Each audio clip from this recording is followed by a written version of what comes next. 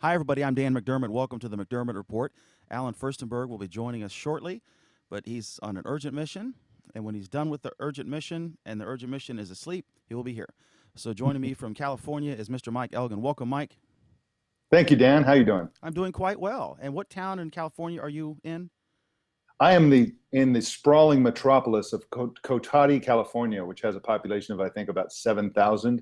It's Wow. actually a suburb of Petaluma. Okay. So I'm just north of Petaluma, California, which is about almost an hour drive north of San Francisco.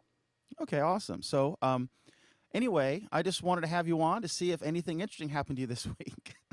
Yeah, Any news yeah. to report?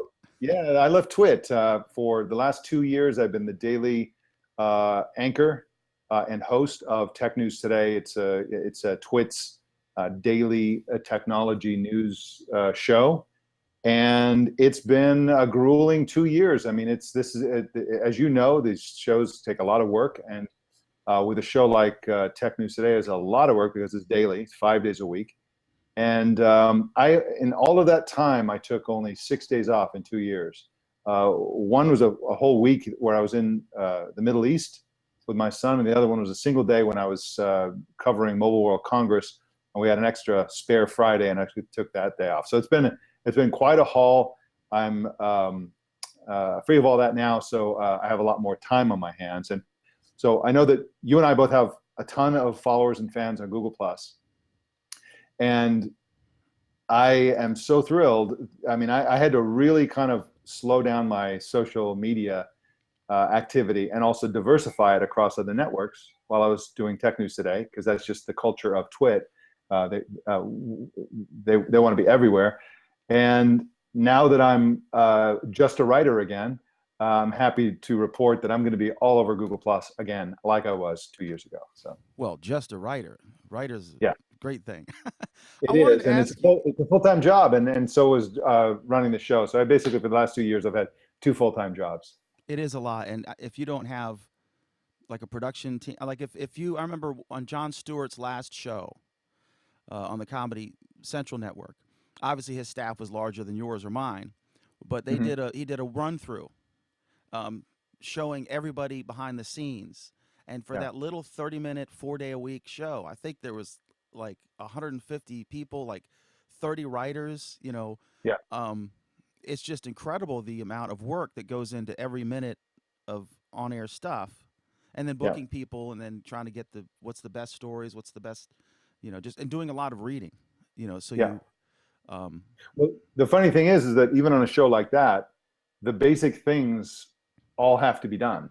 So they have a big staff of writers. They have a big staff of production people. They have a big, control room full of people. They have editors to piece it together afterwards. They have, all those kinds of people.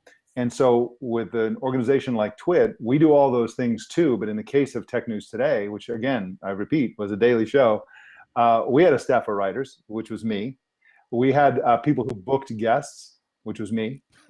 We had people who were the on-air people. That was me. So it was like, and of course on the other end, in terms of the production and the control room, those two functions were one guy, Jason Clantis, and then the editing was always one other person. So really, the show is put together by three people, and we were doing more or less the same basic functions as they do on Jon Stewart's show. was this amicable? I guess because you were on This Week in Google after. Oh yeah, yes, absolutely. Yeah, absolutely. I just, You're it's not on just, Leo's dartboard now or anything, oh no, no, or no, no, vice no, no. versa. Leo's one of my best friends. I love Leo and Lisa and everybody on the staff. It's just, they're, I will always be part of the TWiT family. And it was a thrill to learn and be there for 2 years. But the fact is that it was preventing me from fully being a writer and also being nomadic, which I intend to return to. As those of you who remember me the last time I was on the show, I like to live abroad sometimes, and go to a country and live there for a few months, and then go to another country, live there for a few months. And I'm lucky enough to where my work allows me to do that. And so it's for 2 years. I only traveled abroad twice. Now that's a lot that's I went to Spain, I went to the Middle East. But for me, that's a really minimal travel schedule. And so I'm really looking forward to going full time on writing. Really looking forward to going nomadic. And also, I want to launch. I learned so much about. I've always been the biggest fan of podcasting, long before I ever did one. And I learned so much at TWiT. Um, and so I'm going to be launching a podcast of my own, a small one. It'll be audio only, because one of the things I learned at TWiT is that video, as you know, adds enormous extra challenges, complications, work, etc. And so I want to keep it simple and just do an audio podcast. Well, let me ask you about that. I told you I'd ask you what's next, right? So let's get into this. Yeah. The podcast you want to do, have you learned, like, for looking at TWiT early? I didn't watch every single minute, but in the past, Leo has said that the vast majority of folks would listen rather than watch the video. Is that still the case? Is audio still where it's at? It varies by show. So I think that's mostly the case for most of the shows, simply because people use their phones, right? And they enjoy the shows from their phones. There are a lot of people who will sometimes watch and sometimes listen and have subscriptions to both or whatever. I mean, there's a lot of mixing and matching, but there's the most recent show launched is called The New Screensavers. And that is considered within TWiT an actual TV show that's broadcast over the internet. The rest of them are considered netcasts, which are like really high-end, expensive podcasts that are video podcasts that also have audio and available in every. What are the differences when you say one's considered like a TV show, one's considered a netcast? What's the difference between what they're doing with Screensavers and what they're doing with TWiT or Twig or any of the others, or your show? Well, in terms of content, there's a bigger reliance on we're showing you something, and we're but it's heavily produced. So there are multiple producers on that show who spend the entire week doing the things that a TV show would do. They're booking guests, they're building segments, they're creating lots of B-roll and sort of recorded content that will be thrown in rapid succession during the live show. And so it's done just like a Hollywood TV show. Is the goal there to try to get distribution through legacy channels, or is it to try to charge a premium for advertisers, or both? I'm not involved in that show or that whole operation, but I think personally, I think that those would be possibilities. It certainly has a huge audience because, of course, it's a recreation. It's not a recreation, but it feeds into the fan base that existed for the old Screensaver show, which was a cable TV show, and was very, very popular. So lots of those fans are now enjoying this show. So, I think and it's super popular. I mean, the New Screensavers is like instantly became a huge popular show. So I think they could do just about anything they want with it. Okay, so you want to do an audio podcast. Have you thought about distribution methods? What it's going to be? What kind of show is it going to be? Well, it's going to be a interview show because one of the things I liked about Tech News Today was interviewing brilliant people. I get to learn a lot, and it provides double duty. I'm essentially extracting content. They're the kind of interviews that I would do privately just for journalism, for the sake of journalism sometimes. And I just want to have a casual conversation. I haven't developed how it's going to work or any of the details. I haven't really looked in distribution, but I'm obsessed with keeping it simple. I mean, one of the things that was great about working at TWiT is that I didn't deal with they have this monster system for distribution at TWiT. It's just, if somebody should do a whole show about how they do that. It's highly automated and incredibly goes everywhere. And so I didn't learn anything about that because it was just in place and happening. So I really don't know much about podcast distribution, but I do know that I want to keep it super simple. I want to hit the big places. It'll be on iTunes and Google Play Store and a few other places. It'll be available on RSS feed, but the home base for the podcast will absolutely be Google Plus. And so the comments, each show will have a post with comments. Those comments will be integrated in the show probably to a certain extent. So I'm really going to keep it simple, use the tools that we have, and really, I believe that the way that lots of people consume podcasts is they subscribe to the audio version, they let it queue up, and then they just play one after the other, and it just, when it comes time to a specific podcast, it starts, they listen to it until it ends, and then they start listening to the next podcast. So they're not, I think most people's interaction, I'm guessing that most people's interaction with a podcast is just like it goes by in their ear, and then they move on with their lives. And so all of the stuff all the website that you could build and all that kind of stuff, probably it's kind of like video. Actually, it's really hard and isn't as important as the audio part of it. I mean, even this show, which is done on video, really the audio is mostly the content. Absolutely, yeah. Okay. So, all right. So,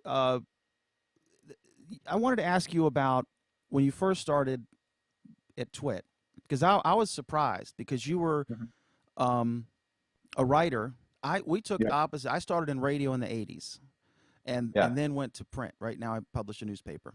And so you did the opposite. I guess you were the main editor of, was it Windows Magazine?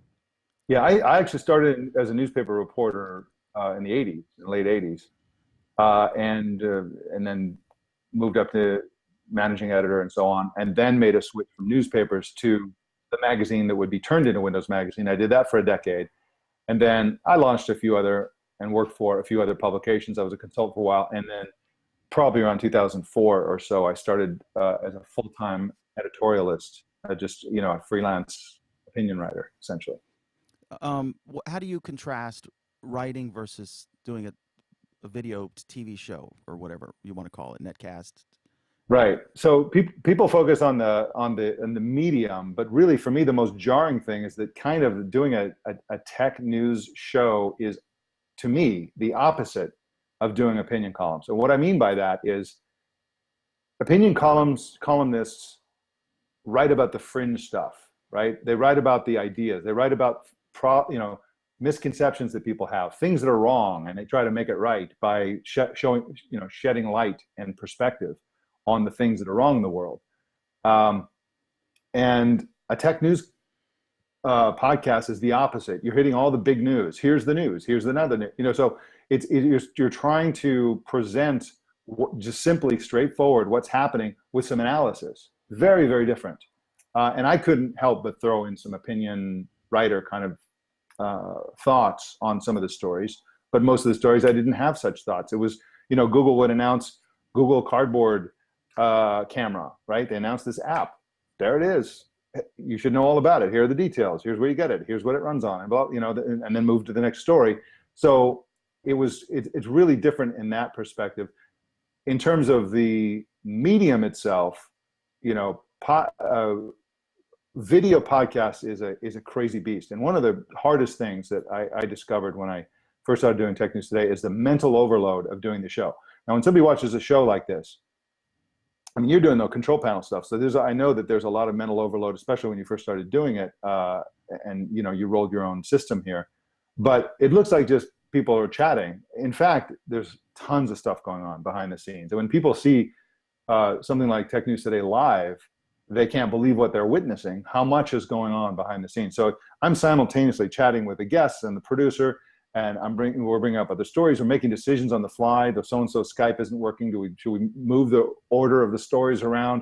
And then, I'm trying to still listen to the guests so I can interact intelligently. And it's just mentally, it's just really an overload. Very different from writing. Writing is like you need tons of time, and you get in the zone. You get all this information. You work through the information. You're simultaneously doing research, and also trying to express the ideas that you have. But it's not, if you start getting overloaded to the point where, your brain sparks are coming out of your brain, you just get up and have another cup of coffee. It's like there's an escape hatch right there. Whereas when you're doing a live show, there's no escape. You have to plow through it. So it's a completely different thing. It seems like it's the same thing because it's tech content, completely different. What about how do you balance opinion versus news? In other words, in writing, you're purely opinion based. You could call somebody out, you could praise somebody, and the way when I introduce a topic, I try to be very fair and accurate in my description of the story, and Yeah. then I kind of shift hats, and then I can offer my opinion. And usually Alan is the guy with the strong opinion, and then I'll react to it, Yeah. and then he'll troll me. That kind of, it's kind of fun. And Yeah. but how did you balance that at TWiT? Because you're kind of going from opinion writer to news director and news anchor, but then you're still going to offer your opinions. What was your kind of ethical guideline or what have you? I guess you had to make it up on the fly. Yeah. Well, my belief is that straight news is a commodity. So everything you'd report on a show is available from often many outlets. Sometimes it'd be one or two outlets, but it's out there. You can get it. And the kind of people who would watch a technology news show like this one or like Tech News Today, they're also going to be reading TechCrunch and Recode, and they're on Twitter, they're engaging. They're going to hear these stories, right? And hopefully they'll hear it from us first, but they're going to hear it. So the value of here are the facts is low. The value of expressing it in a way that they'll remember it and that that answers their questions before they ask them is pretty high. There's value there.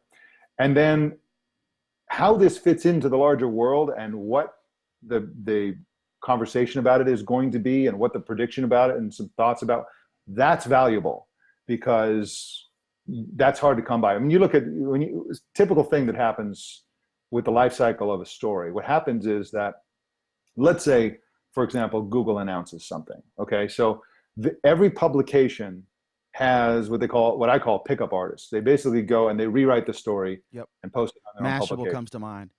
Yeah, and every publication like PCMag.com and like all those publications have a few people who bang those things out 3 or 4 an hour all day.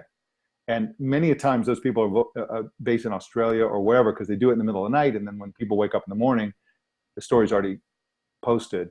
And that content is a dime a dozen. Now, sometimes what happens is that Amir Afradi at The Information has a scoop based on his sources, and he has an exclusive, and he posts it. And that's a 4-page site. You can't even read the story unless you're a subscriber. Strict paywall. And right. So I want to, for Tech News Today, I wanted to get Amir Afradi on the show to tell us his information and at the same time, educate the audience about non-commodity content. I want because people, if 1,000 publications do a pickup on Amir Afradi's story, the lay public can't tell the difference between the pickup and Amir Afradi's story. It's the same information. What's the difference? Who cares? Whatever. Sometimes it's a challenge to find the actual original, and I say mashable because they're bad offenders at that sometimes.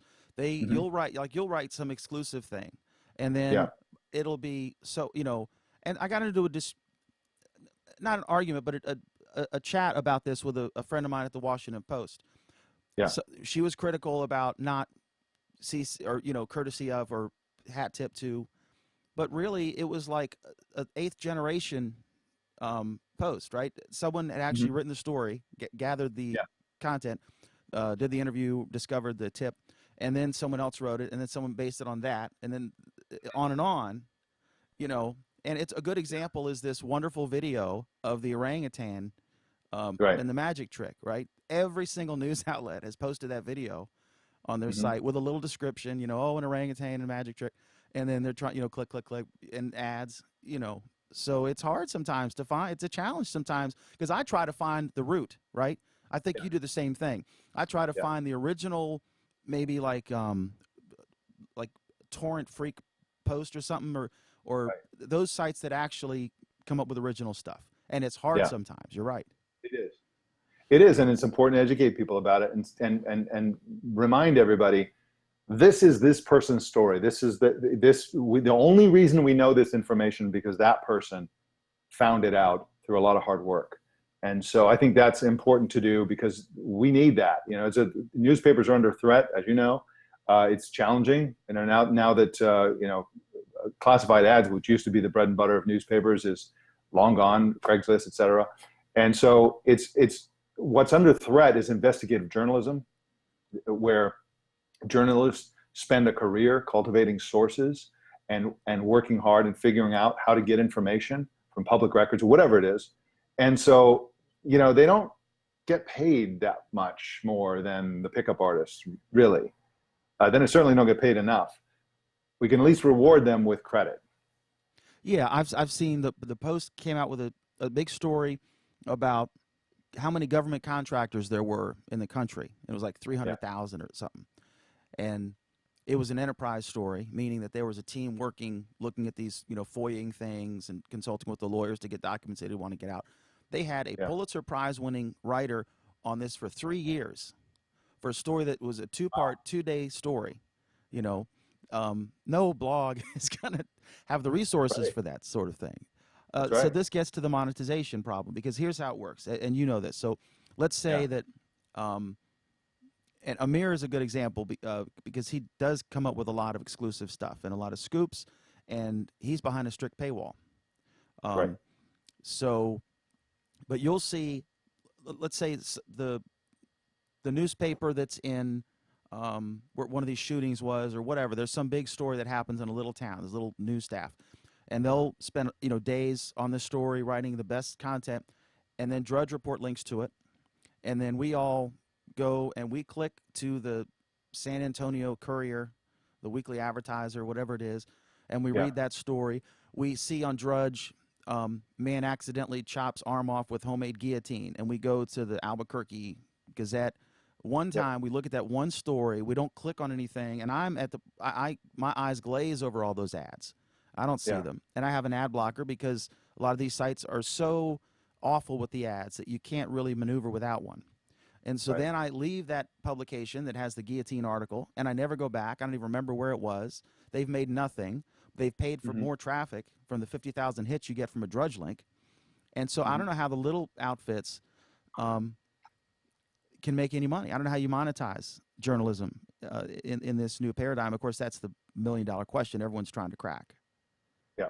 And this goes to your podcast. Are you going to try to monetize it? I mean, is this a labor of love or a learning experiment or yes what? Yes to both questions. I'm going to monetize it, and it's going to be a labor of love. No, it's going to be a real podcast. I want to do. I'll probably also possibly do a non-monetized personal podcast. In fact, I already started that. It's called Mike Elgen Radio. It's very small listenership. It's for family and close friends, anybody who cares. I'm not really trying to grow the audience or anything like that. But for the other one that I'm going to do, that's going to be a regular podcast with advertising, monetization. Who knows? I haven't really thought through that, but I'm going to make a go of it and do a real podcast. You can also multi-purpose content. In the past, you'd interview somebody, and let's say I invent some new app and you want to interview me, and you're going to write something for PC Mag or whatever. Now you can just record the interview, which you might do anyway to get the quotes right. Now you can use part of that in your podcast and still write the article. So you're just repurposing. I will absolutely be doing that. Okay, we'll whore ourselves out. Yeah. Well, I mean, the fact is that one of the wonderful things about being a certain type of journalist who doesn't just have a beat or whatever is I have the luxury of becoming obsessed with things until I'm done with them. So there'll be a while where I'll just be obsessed with a certain topic, the iPad Pro, for example, or whatever the topic is, or Facebook's new Mark Zuckerberg's new philanthropic enterprise, and I may do multiple stories around that because that's what I'm thinking about. I'm really digging into it, and there are multiple angles to it. I never repurpose. I never plagiarize myself, the expression of the ideas, the point of it. I'll never write an article or two articles or an article in a podcast. I would never do that where it's the same intent, same basic outline of the whole thing. I'll do bits and pieces. I'll explode this up and talk about it from a completely different dimension. But again, I can be obsessed with things. And I absolutely one of the reasons for this podcast is that I really want to take time to explore. This is the thing about Google Plus that's so great. I envision exploring a topic. In fact, I'm going to be timing the podcast to be released just in time for me to get crowdsourced feedback on the podcast interview in time for one of my big columns.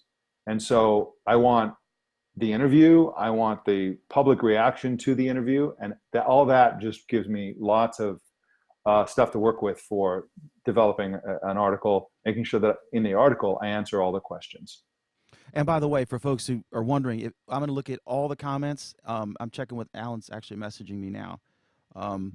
But he's hurrying. He says, as soon as he gets here, I'll have more time to look at the comments, and any questions you have for Mike, feel free.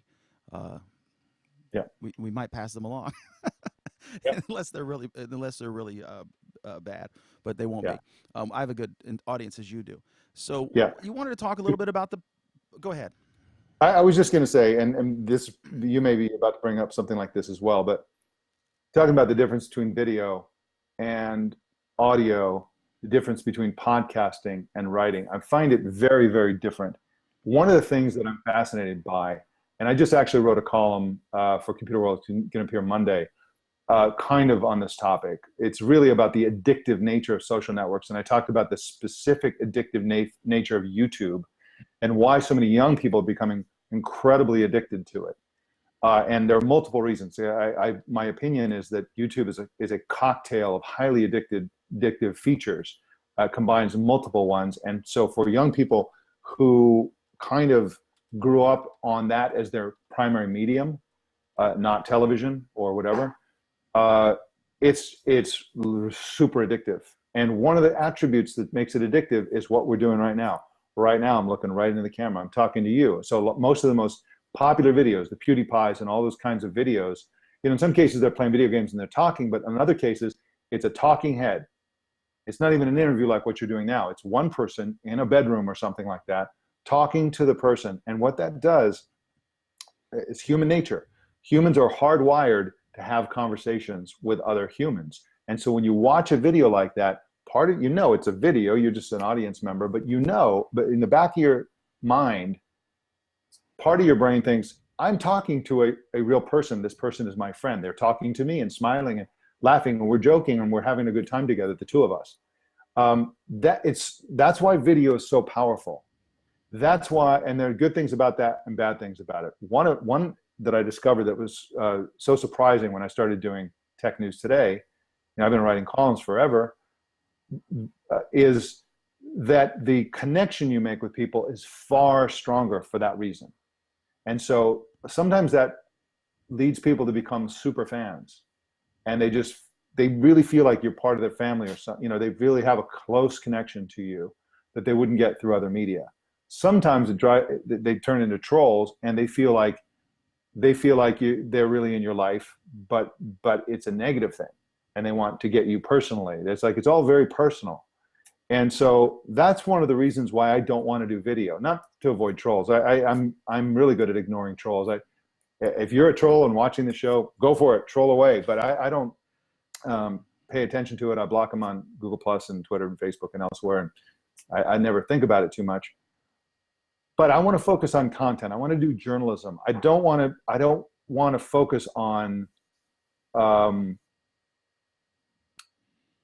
I don't want fans. I want people who are engaged with the content. You know what I mean? It's like I really want to focus on the content. I want to do journalism, and I want to do it in an audio format. Once you get into video, it's showbiz, and there's no way around it. Well, also, audio is the most versatile of video, print, and audio. You can't. It's not practical. I mean, you can't read an article or watch a video while you're driving your car. Yeah. If you're working out at the gym, audio lends itself better than either the other two formats. It's just more versatile. Yeah. Right. And I don't know. I mean, I think the last numbers I heard were an episode of TWiT, which is the flagship show, This Week in Tech, the actual flagship. Yeah. Maybe, I forget how many years ago, like 250,000 downloads or views or listens, right? Yeah. Something like that. But it's in the low six figures. And then the Serial podcast, which is #1 on iTunes, I think had like 65 million downloads. Yeah. So that's like, This Week in Tech would be like a really good CNN show. Mm-hmm. This show would be like weekend nights on MSNBC. Yeah. But Serial would be like a NFL football game numbers. Yeah. Right. So, right. And that's just audio, and it's good journalism. That's what it is, right? It's right. So, and I just, again, it's really a resources versus. I mean, it's if you could spend just for the lack of a better, there's no way to really quantify this, but let's say that the addition of video gives you 200% more work, right? So it's like, so the total work that you spend, let's say, just as a model, a third of it is just for the podcast that you would do anyway, whether it's audio or video. And then 2/3 of it would be all the stuff you have to do for video, whatever that stuff is, okay?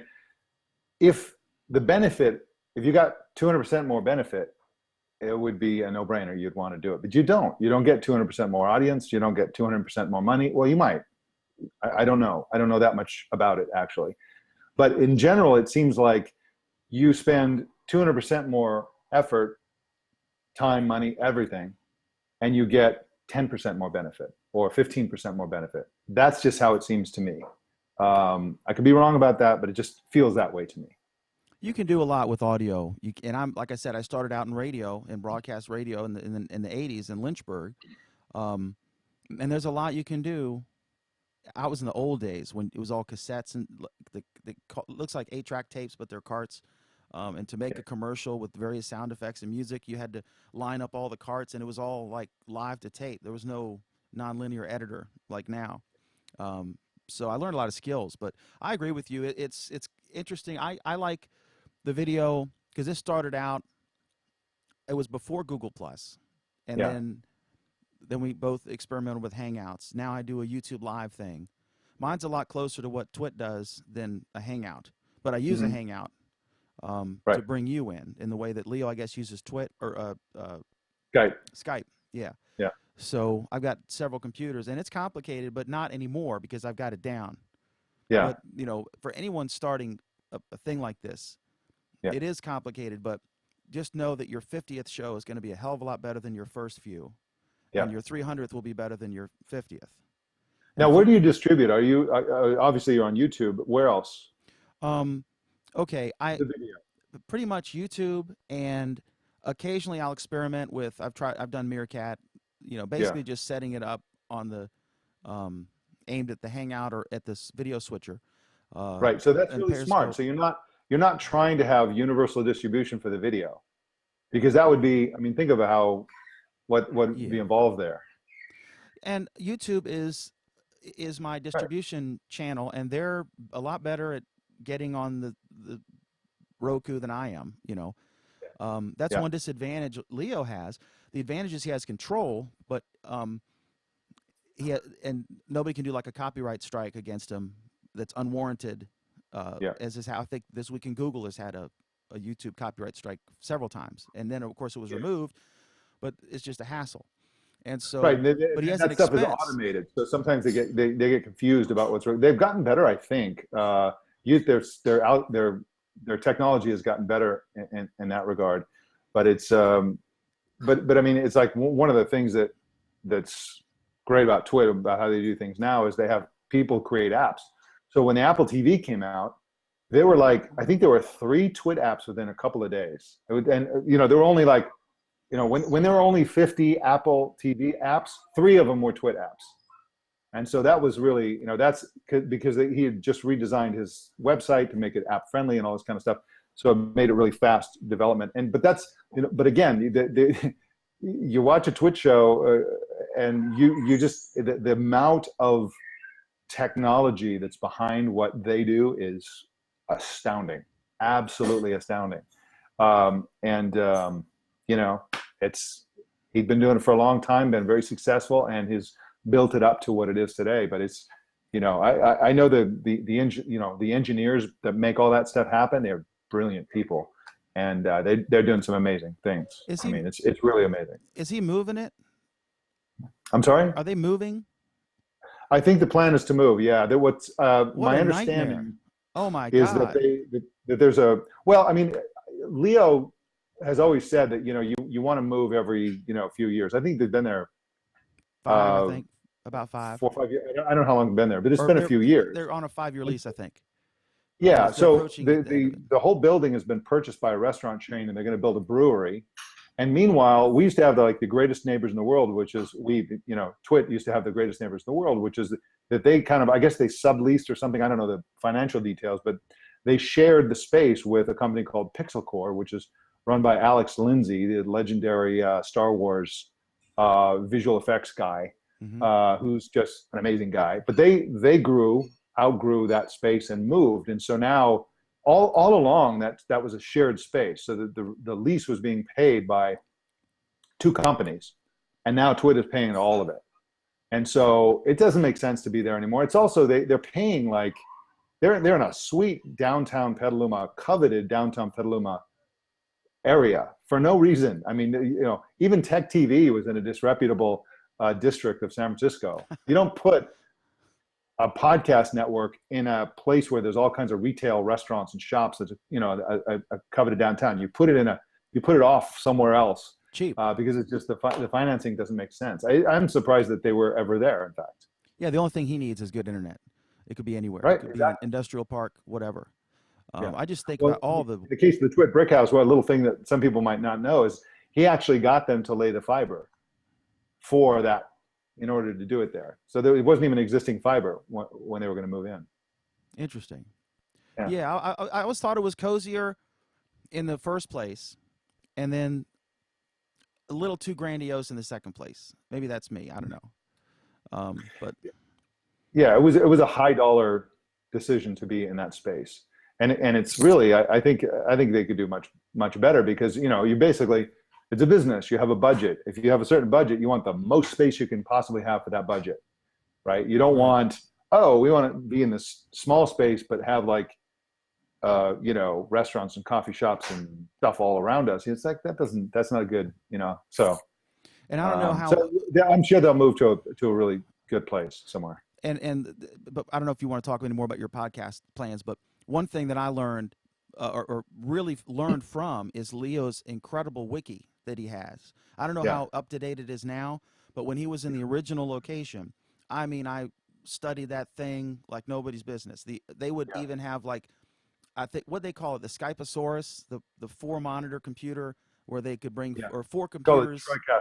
TriCaster setup. There's a TriCaster plus all the other stuff, the Skype machines. Well, the Skype machine, they called it a Skyposaurus, and it was 4 computers, 4 monitors, and they could bring 4 different Skype sessions in. And they even, down to the cases they bought with links to Amazon, the processors, the RAM. I mean, it was so detailed and so helpful. And Leo's always been like that. He's always open sourced his back end, so that's great. Any other thoughts on the podcasting thing and monetization? I mean, you're going to do the typical affiliate and try to get sponsors, and of course you got to get some numbers first, et cetera. But I haven't really thought too much I haven't, I'm just 4 days out here, and I'm going to be figuring it out over the next few days. But I'll monetize it somehow, and I'll probably try some different things. And I don't want to overly monetize it or anything like that. I do just want to say that I do believe that the podcasting is the greatest medium ever. I've always said that, and it's just such a great medium, and it's really exploded in the last few years. I mean, just the difference in the last 2 years since I started, then left TWiT, the number of, and the quality of podcasts that are out there has just gone through the ceiling, and it's great. I'm really excited about this space. I think it's here to stay. I actually think it's going to completely kill both TV and radio. Well, it's radio, basically, portable radio. But I think that it's democratic. If you're really good, and you're a good writer, I like to think I'm a pretty good writer. And so if you can write a good script and do a good podcast, conduct a good interview, then you're on equal terms with NBC or NPR in a podcast. Right. Or you can do the opposite, which is like you could have the most obscure interest in the world, and you could thrill 30 people who are all over the world but happen to share that one tiny little secret, and there's no downside to doing that. Yeah. All right. Well, let's get to some tech topics. Well, first, because I'm obviously procrastinating, waiting for Alan, who's still working on his project. Well, since he's not here, why don't we talk about Alan? There you go. Yeah, we can. He always gets to troll me. I never get to troll him. But I wanted to ask you about your pizza oven. Tell me about that, because I have a Blackstone oven. Are you familiar with that? It's got the 2 stones. One rotates. It gets to like 1100 degrees if you want it. I think so. Yeah, I think. So it's stone that goes into a conventional oven that turns it into It looks kind of like a big round Weber grill. Yeah. It's called Blackstone, their patio oven, but it's basically, you got a 16, 17 inch pizza stone that rotates. then there's another stone a few inches above it, right, to Hmm. get your like what you have for real, and then Right. it uses propane, whereas I think yours is wood. Hmm. So tell me, how'd you get into that? And your wife, if you know they say picture could tell 1,000 words. I don't know why you're not morbidly obese because some of the food your wife cooks it just looks amazing. And she's Yeah, Middle it Eastern, is. right? So she has it. She's what? Isn't your wife Middle Eastern? Or No, she's not. No, she's not. My son's wife's okay, okay. uh, father is Middle Eastern, but Because that's I it. know some of the Uh, stuff I see, the food is yeah, from and all yeah, well just from all over. Because both of us, I've been to 20 countries myself. I grew up overseas, yeah, um, yeah. and so tell me about the pizza oven and your flirtation with food.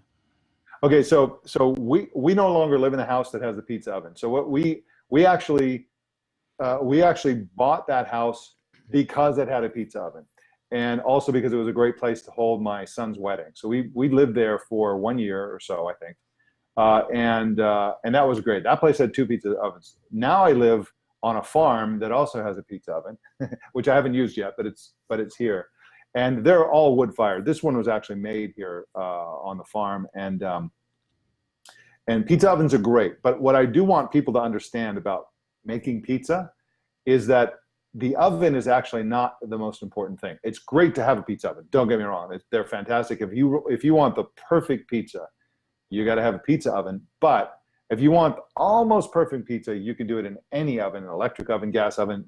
That's not the most important factor. The most important factor is the fermentation of the dough. And that's really and the ingredients and all the cheese and all that stuff. But you can make great bread and great pizza in any oven.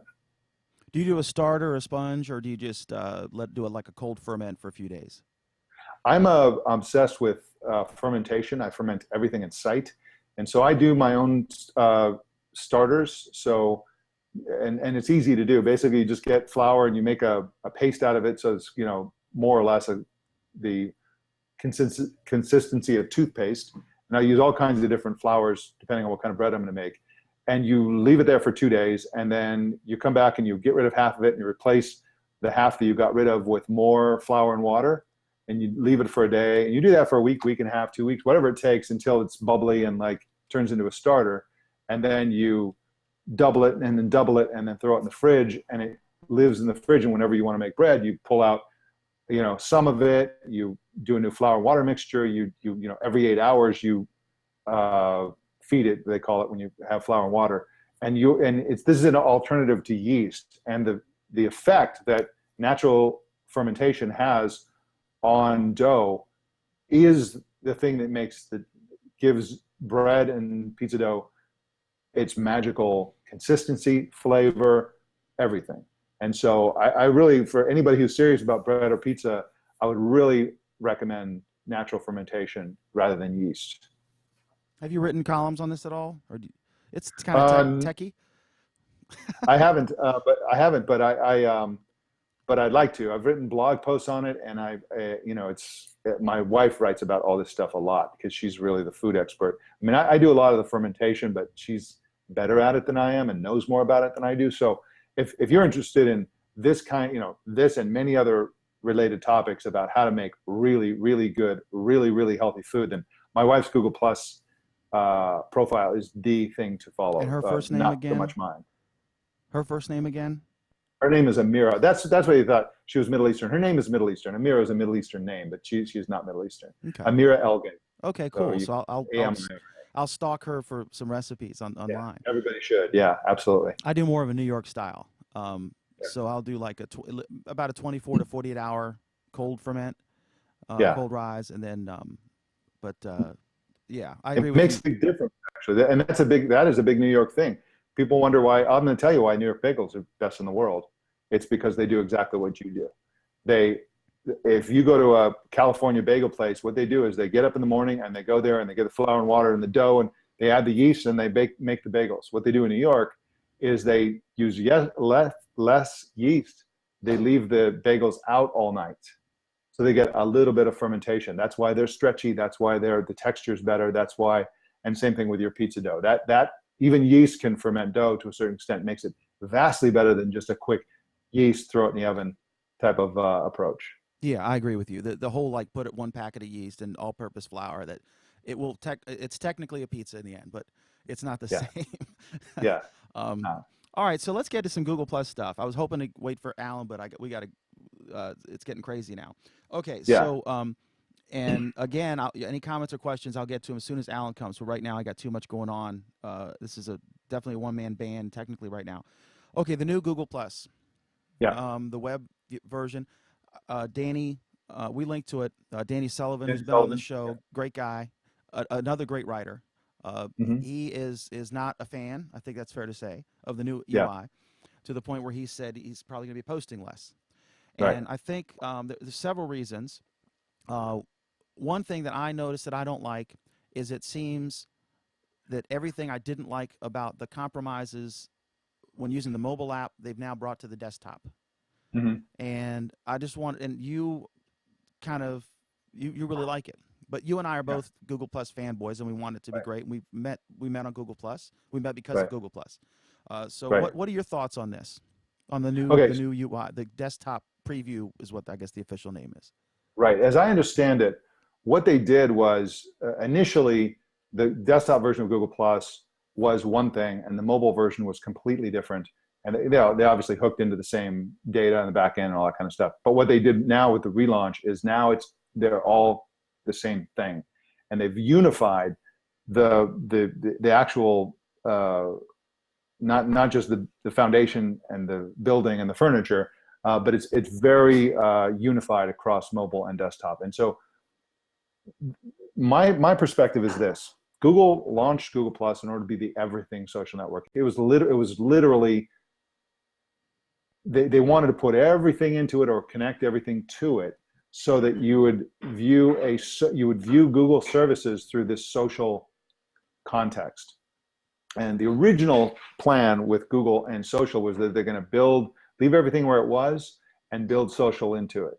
And then they decided, you know what, well, since we're doing that anyway, why don't we just also do the opposite of that, which is that, you use YouTube inside Google Plus. You do your communication, you do your photo editing inside Google Plus. You do, at the very beginning, one of the things that astonished me about it is how integrated it was with Gmail. And it had, they bought Zagat's and they built that in. There was a whole restaurant review system in there. You could invite people and do this like kind of thing where everybody would go to a wedding and everybody take pictures and everybody's pictures would feed into it. Hardly anybody used that feature. There was so much going on. Everything was going on. And then meanwhile, later on, they added, like, if you wanted to use Google Play and comment on reviews or write views on Google Play Store, you had to have a Google Plus account. If you wanted to make comments on YouTube, you have to have a Google Plus account. So they really had this like Google Plus is everything strategy. And a lot of people didn't like that. They felt like they didn't want to use Google Plus and they didn't want to be forced to use it or sign up It for it. was a force feeding. Now, Yeah. for those of us who were active on Google Plus, and you and I would say are extremely active, we Yeah. loved it. It was great because they were making YouTube better for us. But a lot of YouTubers really were pissed off. And one Right. of the things that it would have addressed better is the cesspool that is the YouTube comments. Right. The awful, like when you'd see Obama up there and every kind of, like, doing a Yeah. live speech, every possible racist insult you can imagine. It Yeah. is just so fast you can't read them. And so It's they were Troll trying City. to fix that. Troll City, yeah. So, but it didn't go over well. And I guess, Right. do you think we're going to have a comment that Alan made early on? He said, plus.google.com may not even exist years from now. They may still have a social thing. Are we still going to have a stream? Because they seem to have I think gutted out all the good I think bits. so. Yeah. I absolutely do think so. And there's no reason for them not to. And I can get into, well, I want to get into it now, and then we'll return to, like how we ended up with the current thing. So basically, what does Google Plus do for Google? First of all, it's the place where the Google superfans live and congregate. And I don't come to Google Plus as a Google super fan. I'm not a super fan of any company, but there are people who are like that, super Android fans who are just like, fanboys of Google in general. And they love Google Plus. They're on Google Plus. and they thrive there. And Google can talk directly to those fans because oftentimes when they announce new products, services, changes, somebody's joined the company, leaves the company, whatever, they have their platform for announcing that's social. And so it's a great place for them as a company. When they do things like Google Glass came and went, and it's going to come back. Google Glass and any other wearable type of thing relies heavily on social network. You want to just post a video by voice. Where do you post it? You know what I mean? It's great to just post it on Google Plus, to know what people's birthdays are, to all that kind of stuff. There are all these benefits that people don't realize. And then the other thing is that I can see the only circumstance under which they would kill Google Plus is if they replaced it with something else. And I think they'd hesitate to do that because they feel a little embarrassed about all the failed attempts. So they had Google Wave and they had Google Buzz and they had Orkut and they had all these things. And it's a kind of a joke about how hard they've had to work to try to hit on all cylinders for social networks. So when they launched Google Plus 2011, what was happening back then is there was Facebook panic. It was like everybody, Facebook's driving all these links, more links than Google search. And, there was all this kind of, people were freaking out. And so I think that's why they launched this everything social network strategy, because they wanted to steal some of Facebook's thunder. It didn't really work because what Facebook has done is they started out with a single thing and they added it into all this stuff. What Google Plus did is they had all this stuff and they tried to cram it into this one thing. And the Facebook strategy is better. And by the way, Facebook is succeeding largely because they have copied the Google strategy, right? When Google came out and said, this is going to be where you watch videos, this is where you're going to get your news. Remember Sparks? Oh, God, yeah. This is where you're going to have your social network where you do all your communication. You're going to edit your photos. You're going to do all this stuff. Guess what? That's what Facebook is. Facebook is the Google Plus vision. And that's why they're succeeding, because they're using the Google Plus vision from 4 years ago. It's also a walled garden. Yes. Zuckerberg is no idiot. He's very good at what he does. They de-wallified it to a certain extent because of Google Plus. They made so many changes. So when Google Plus first launched, you could write a novel in a comment in a Google Plus post. But on Facebook, I think that the limit was 400 characters or something. I mean, it was like this little tiny thing, and they made that larger. And it was a walled garden, but then you could do a public Facebook post, and you had the circle follow format.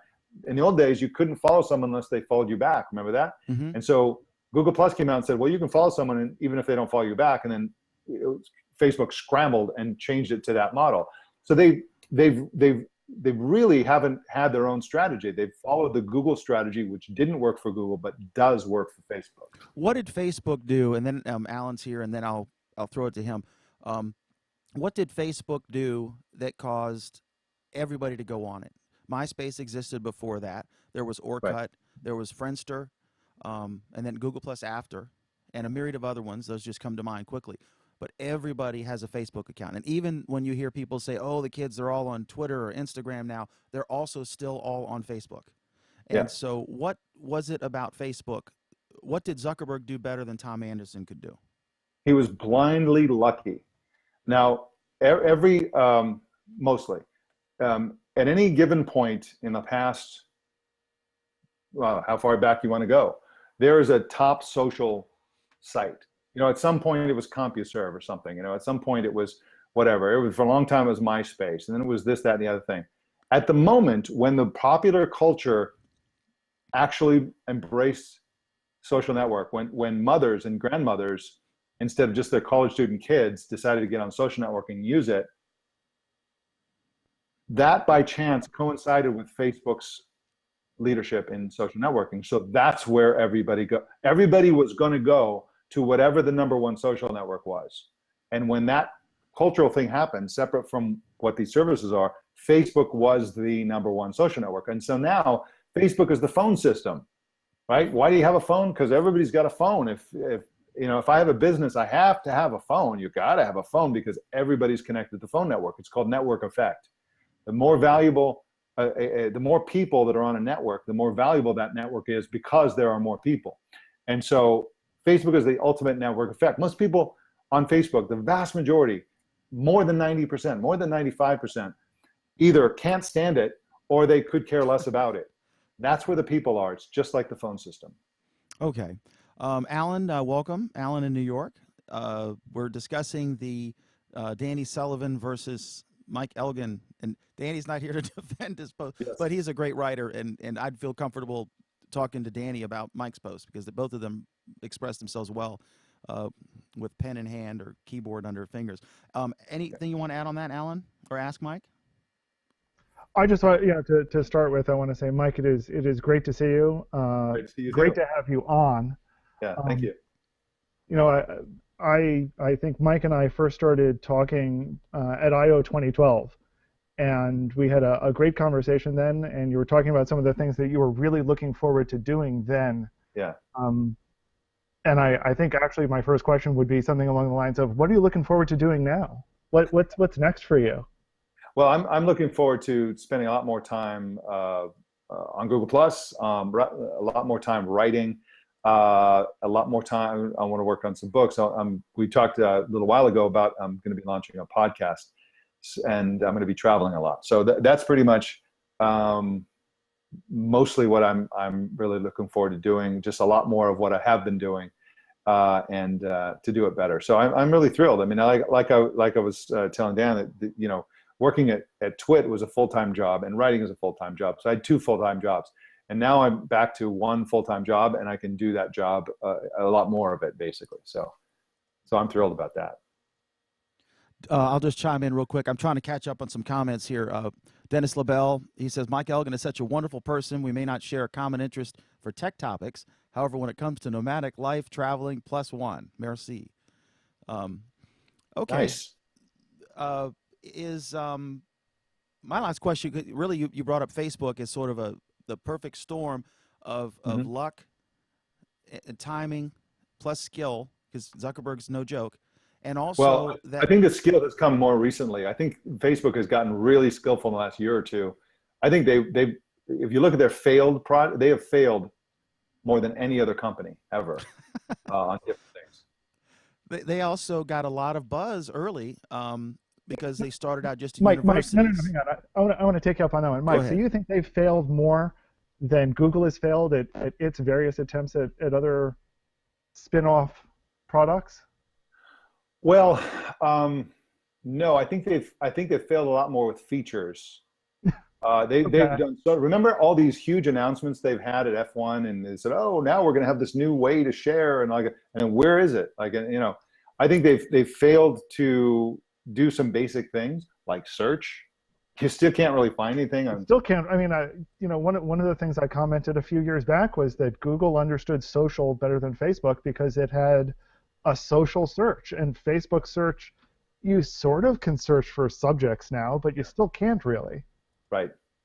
Right. And so, remember Facebook Poke. Remember Facebook. I mean, you go. I'm sure that there's a Wikipedia page that lists all of the failed Facebook products. It's astounding. Remember Facebook Home. Remember, I mean, it goes on and on. They've been so tone deaf, but all the while the wheels have been greased by this network effect I talked about how the fact that everybody's there and they just kept growing and growing and growing. They've also, what they've done, one of the things they've done right, they've done 2 big things very right recently. One of them is that they've spun out all these different apps. They spun Messenger out, for example, one of the biggest things. They've had this multi-app strategy. That's been very successful for them. The other thing is that they have been obsessed with getting whoever's got the most users, they want it. So they bought Instagram, right? They bought WhatsApp. They turned Messenger into a huge, I think there's 700, 800,000 users or more on Messenger alone. And then WhatsApp's even significantly larger than that. Facebook itself claims 1 billion users a day and 1.5 billion active users per month. It's the number of users that Facebook has is second only to Google overall. I mean, Google has far more users if you combine search, YouTube, et cetera. But they've really been doing a lot right lately. How will they eventually be dethroned? Well, this is an answer I'm going to love playing back later. I can't imagine how you take a lead like that and screw it up. I think the only thing that could dethrone them is the replacement of social media with something like virtual reality, and of course they own Oculus Rift, so Right. they're afraid of that as well. But I think that whenever there's a huge shift like that, there's always a risk that the old players will be replaced by startups. And so I think that's the only way that I see they can break from the network effect if people stop doing social networking. A couple of the comments on your post of this show. Charles Roberts says, best success in the new endeavor, Mike. Mark John Clifford, he says he likes the idea of the podcast. Check out Patreon. Am I Yeah. pronouncing that right? For crowdfunding. That's where I'm going. Yep. And Thank you, Mark. Yeah, Mark's a great guy, and we've been talking a lot in the last week or so. And he actually has a podcast as well. And he mentioned what's going on with me and my wife in his podcast. So that was really cool. Thanks for that, Mark. awesome. Okay, so next up is okay. Now I'm in the weeds. The beauty of live. All right, next is I was trying to do comments. The Pixel C. Yeah. Is I haven't seen a good review of it yet. I've heard it described as basically it's a big Android tablet with a keyboard, and the software is not there. I'll give you an example. Here's an iPad, and there's an app I like. It's called Brief Me, I think. It's a little news app. Guy I know, Ron Fournier from National Journal, mentioned it, and so I like it. It's it looks like this. It's an iOS app. Brief Me is one word, and then it's just a news app, and it starts with the top 10 stories based on, I guess, some algorithm, and then there's sections. But basically, it is a phone app blown up and pixelated on my iPad, right? So it Yeah. looks great on the phone, and doesn't look. There's not an iPad version. It's just a big phone app. That I think is the main complaint about the Pixel C. So what do you think? I know Mossberg, you were talking about how news is commodity, but opinions are not, and people gravitate like on Sunday morning. I love to hear what George Will thinks about something. People Yeah. say, "I'm waiting for the Mossberg review." Or the Yeah. Elgen review, or Dvorak's going to be on Sunday. I can't wait to see him. He's going to be so pissed about whatever. Yeah. People like certain styles of commentary and certain sources. So that's, of course, your gravy train. What do you think about the Pixel C? Well, I was at the announcement, and I got to see it on that day and try it. Let me start with the good, and then I'll get to the bad, and then the ugly. The good is it's if you've seen a Chromebook Pixel, it's that kind of quality hardware. It's a very sturdy. It feels very high-end materials. The keyboard is good. The magnet is innovative. The fact that it so if you put the keyboard, it attaches magnetically to the back of the tablet. You can use it as a tablet with that keyboard underneath. And meanwhile, it's charging wirelessly, which I think is a brilliant feature. I think that other things should do that. I love to see the Apple Pencil attach with magnetically to the iPad Pro and charge as it's stuck there magnetically. And that seems like the sort of thing that Apple would have done and should have done. And you kind of wonder, why didn't they?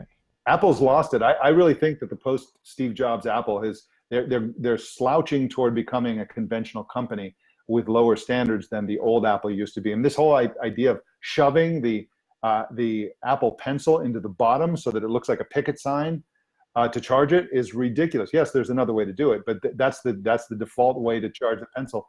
So inelegant. Their new charger for the iPhone. Where did this come from? This is like the most un-Apple product I've ever heard of. Anyway, so the Pixel C it's going to fail, and the reason it's going to fail is because for the same reason that every product fails. How big is the market for this thing? Who is going to pay $1,000 for an Android tablet, right? That yes, it's high end and all that kind of stuff, but who is going to pay that?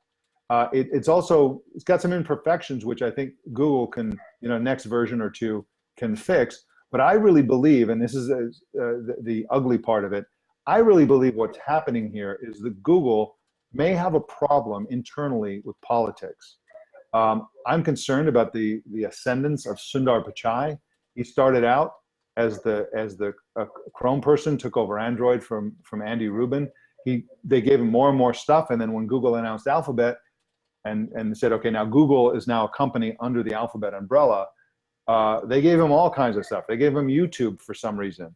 And under that regime, I feel like they really, really want to favor Android over Chrome OS as a platform.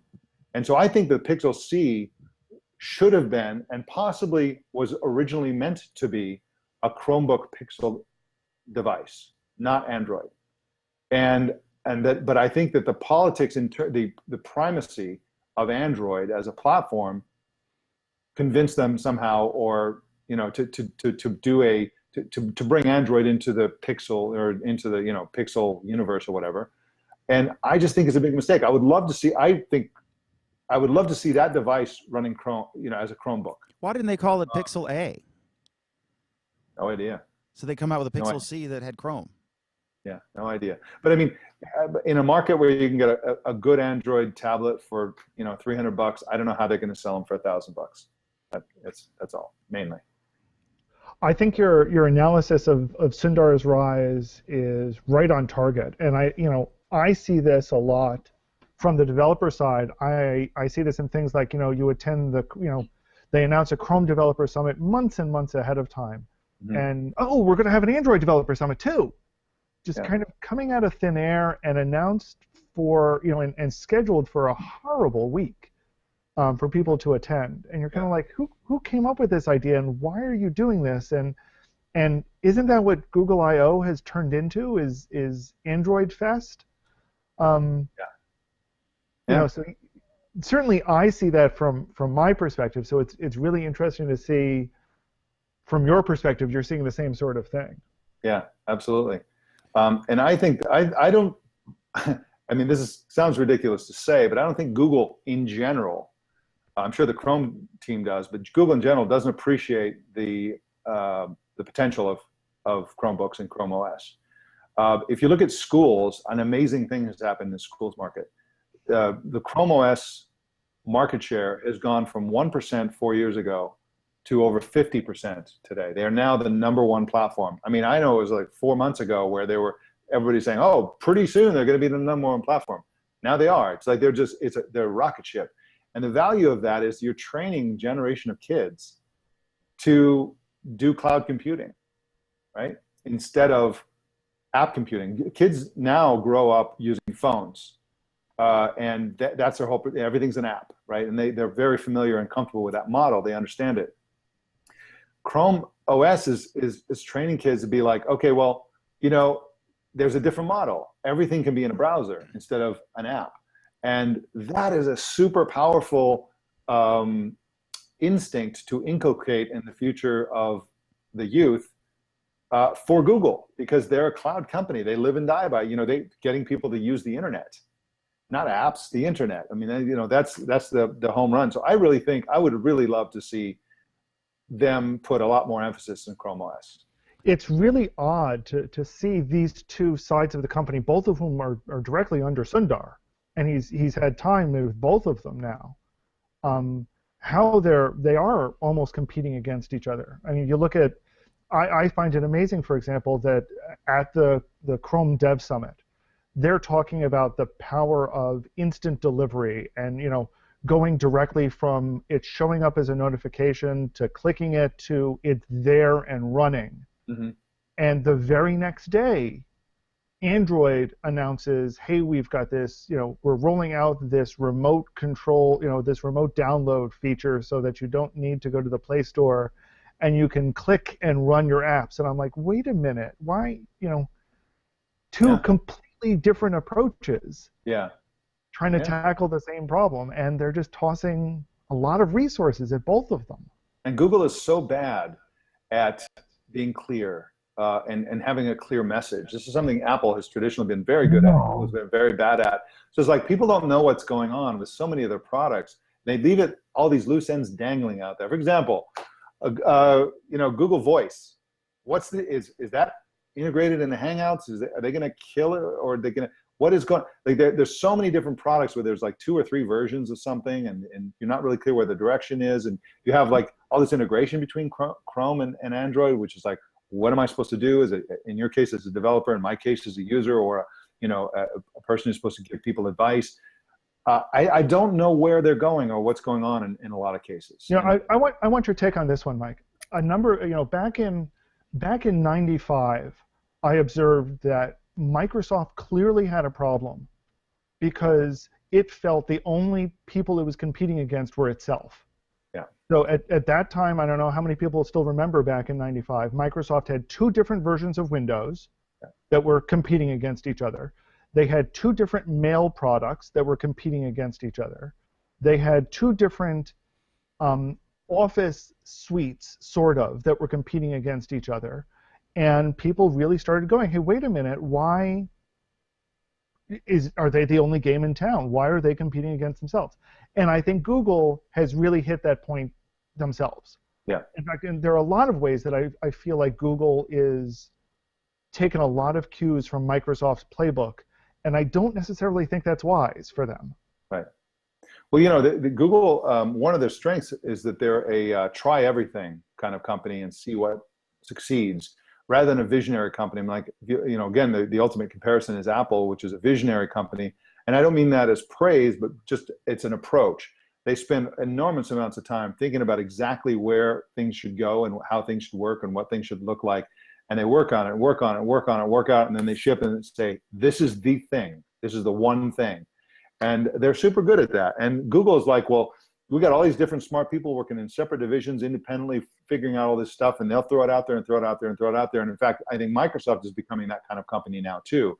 Microsoft is becoming more like Google, just as Google is becoming more like Microsoft.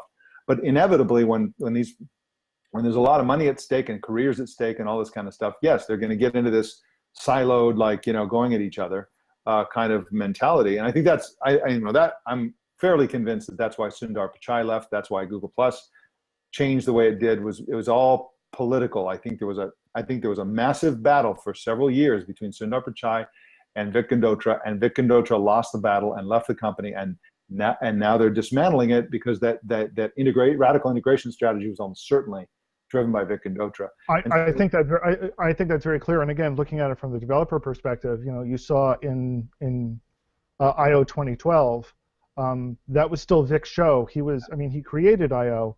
He was the one on stage the first day running it. Sundar didn't show up until the second day even. Yeah. And now it's Sundar's show. Yeah. And where did Vic Gundotra cut his teeth? Microsoft. Yeah. I noticed one other thing here. I'm going to try to get through these topics quick because we're past the time Mike and I had to discuss. The Google Drive search has improved. Alan, I guess this was one of yours. Is it? It was a brief one that I put in. Yeah, they're trying to make search a little bit smarter, which is actually pretty impressive considering Drive search was pretty good to begin with. You know, especially when you compare what their search tool looks like for, you know, other Google Plus products that they have. Drive search was really good, and this I think is taking it a step better. And also, and then your thoughts on that, Mike, and also I see Android Marshmallow, which is 6.0, is on just 0.5% of all Android devices. Lollipop is near 30%. I think Froyo is still 0.2%. What are these devices? Wow. What the hell?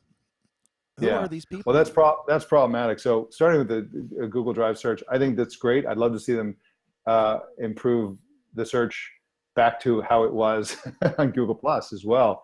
They really messed with the search, and they don't let you sort by time anymore.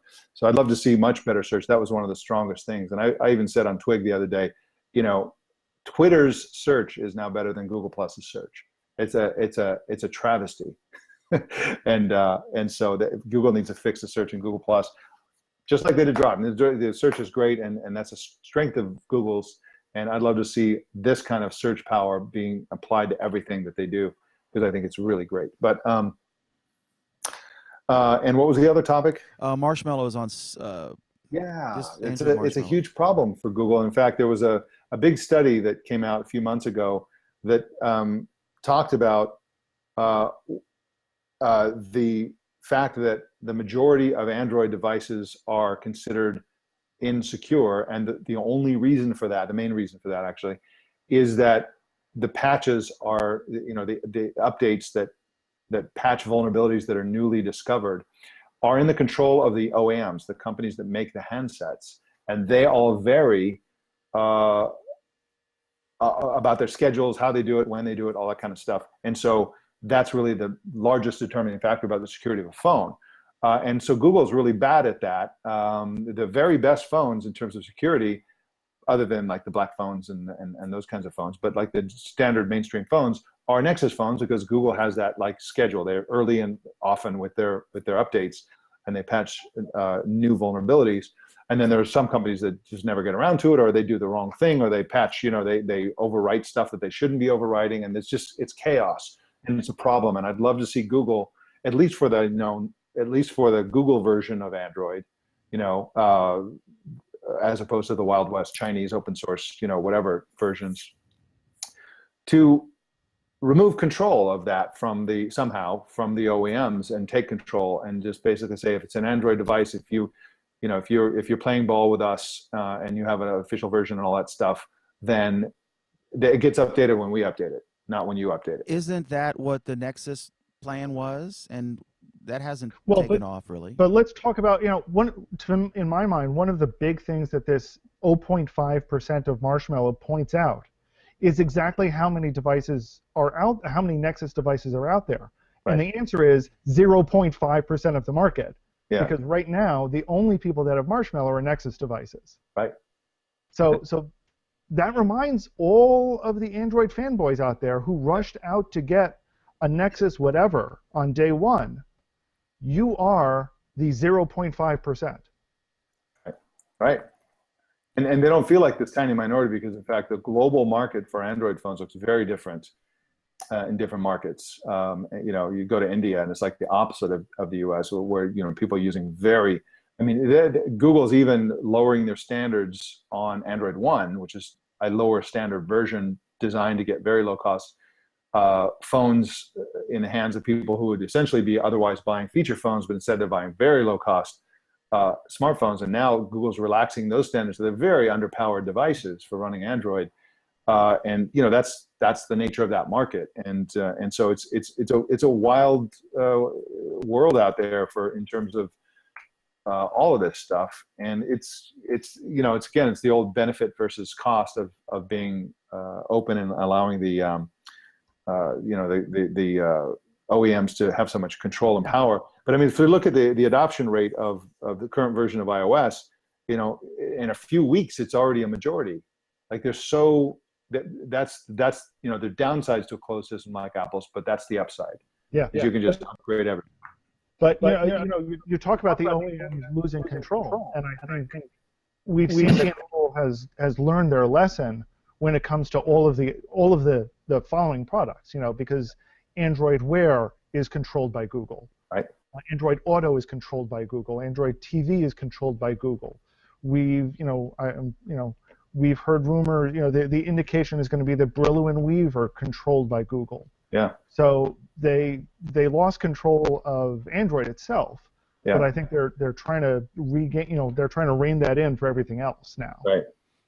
And I think Google has. They're the ones who invented the idea of competing against your OEMs, and then Microsoft later learned, oh yeah, I guess we can do that. But I really think that's their. I think Google needs to go to the OEMs and the Samsungs and the LGs and the other companies and say, look, we are going to fix this, and one way we can fix it is you guys play ball and accept the fact that we're going to control this like we do on these other platforms you mentioned, or we're just going to go hog ass wild as an OEM ourselves. One way or the other, we're going to get a lot more of these devices that are directly updated by us. Isn't that kind of an idle threat after largely the failure of the Nexus devices to be adopted? Well, it's an idle threat to the extent that even if they took over the entire, which is inconceivable, U.S. and European markets and Japan, et cetera, they'd still have a tiny minority of the world's Android phones. It's far beyond what they can do. And yeah, I think it's an idle threat. Google is not, they can't force people to buy their devices. Even if they came out with the greatest phone in the Android market, most people still wouldn't buy it. Even if they had a whole incredibly subsidized price, most people still wouldn't buy it. And so, yeah, it is kind of an idle threat. But still, you can do it a market by market analysis. And if, some of these markets are pretty small and the margins are very thin, and Google can do a lot of damage. But again, you're in the business, you don't want to be out there threatening the companies that you depend on to continue using Android. So I know it's a tough one for Google, I think. We got to move, but quick question. You mentioned, why didn't the Pixel C be a Chrome device versus an Android device? Could it be hacked? I mean, could you root it and put the Chrome operating system on it? Would that work? I'm not the right person to ask on that. What do you think? Or Alan, do you have any secret plans to? Trust me, I don't have. Actually, I can't say that I don't have any secret plans because I've got way too many NDAs that I've signed. Yeah. It's an interesting question. I think the biggest challenge would be in seeing just how locked the bootloader is, and I don't know. It's an interesting question. Okay, I'm sure there's somebody out there that's in the middle of doing it right now. But what would be required, I think, and what I'd like to see is a touch-friendly interface for Chrome OS. That's the biggest problem, I think. Well, and in theory, we got that back with the 2013 Pixel, but it's there, but it's not. There's nothing special about it, and Chrome's got way too many APIs they need to catch up on in order to make it even a halfway viable product. Yeah. Okay, YouTube. And I'm sorry. Their biggest focus, I'm sure, right now is mobile Android more than the pseudo desktop Android. Yeah. YouTube Rewind has come out, and I don't know. I'm getting old or less cool or something because it didn't really do anything for me. I think Alan, you had the same reaction. Have you seen it, Mike? The annual YouTube video that they do with all the celebrities, YouTube stars, what have you? I haven't seen it. It's kind of a snoozer. Alan, what'd you think? I don't know, Pam, you're the hip one among us. Did you see the YouTube video? No. I didn't even know it existed. I saw it, and I think I stopped about 2 minutes in because I'm just like, I'm clearly not getting the references, and I doubted that I was going to. I've been told that Left Shark is somewhere in there, which I might have recognized, but that was about, I didn't know what I was looking at. You don't spend all your time watching YouTube videos? Is that what you're saying? Well, maybe, but the YouTube videos I tend to watch a lot of star, Timothy Jordan and Astro Teller and people like that who I don't think make, the YouTube top 100 videos for some reason. Not sharks and not cats. Well, I watch a lot of cats too. Okay, I'll grant that. Maybe my kids, I'll let them watch it and see if they are thrilled. We're at that awkward age when you realize you're not as cool as your kids anymore. And you don't get all this. I don't even remember that age. Okay, Walmart adds to mobile wallet frenzy with Walmart Pay. So I use the Walmart app. I find it a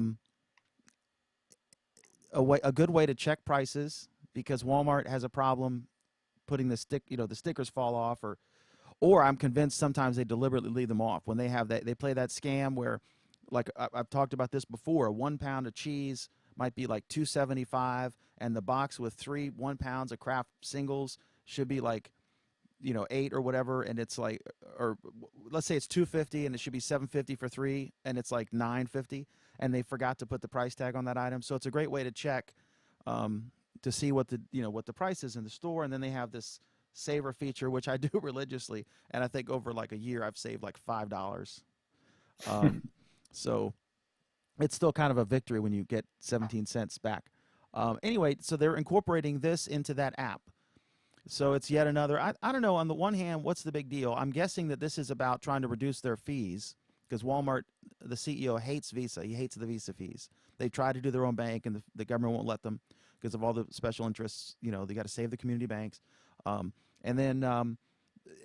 I kind of think that people are sort of used to having multiple logins, and what do you think, Mike? Is this a thing? I'm sorry, Dan. My video is frozen throughout a lot of that, and I'm not entirely sure what you're talking about. What do you think about the Walmart Pay, the new app? Yeah. We got too many payment solutions, is what I think, and I just think there's too much confusion in a market where everybody's having trouble getting consumers to adopt any of them. And so I think the more that there are, the harder it is. And, you know, I just, you know, mobile payments is great. It's a great model. Basically, if we could get mobile, you know, mobile app-based driver's licenses and things like that, we wouldn't have to carry wallets. Wallets are kind of obsolete. And I'd love to see adoption, but all these competing standards are just muddling the waters, I think. Any thoughts on Walmart Pay, Alan or Pam? You know, I used to say that there was no compelling reason to have Google Wallet when Android Pay was known as Google Wallet. I finally found a compelling reason to use some of these mobile payment systems. And it's that the chips, it's that the US banks have so screwed up the chip system for cards that it is now almost easier to use a mobile system than it is to use a card, which I never would have predicted when they started rolling it out, but only US banks could have screwed up the chip payment system so badly, and they did. You're talking if you have a chip and pin card now. Well, no. Let me correct you for a second, Dan, because there is no such thing as a chip and pin card in the US. In the US, they are all chip and signature cards, because for some reason, US banks couldn't figure out this whole pin thing. I don't understand why, because Europe's had it for, what, 10 years? I don't get it. When I go to the store, I slide my debit card through the thing, and I push 4 digits.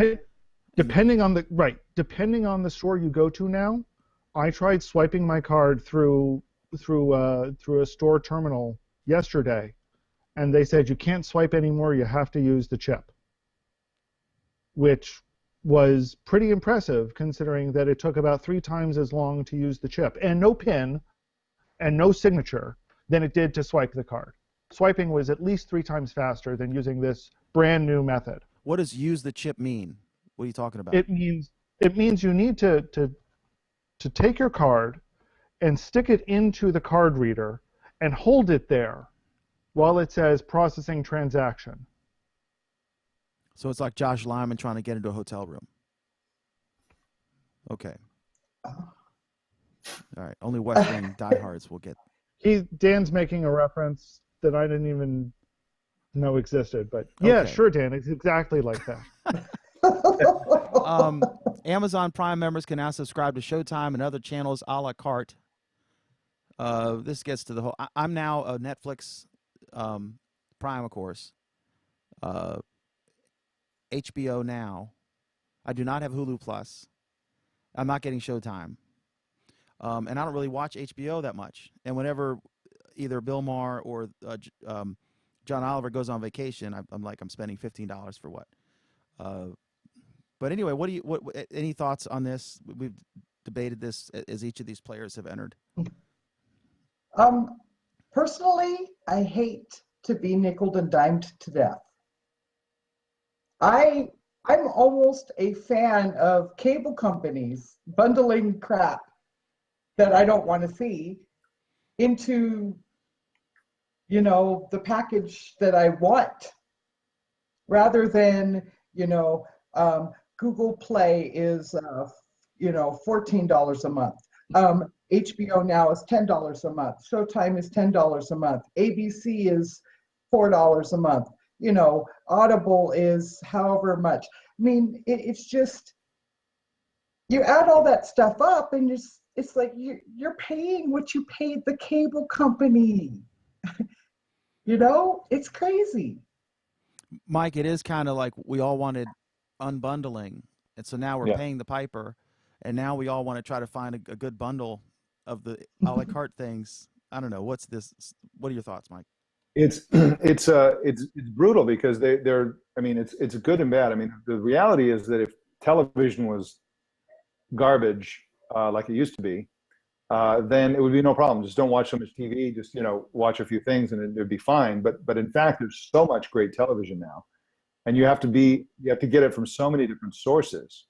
Netflix has their own original content. Amazon has their own original content.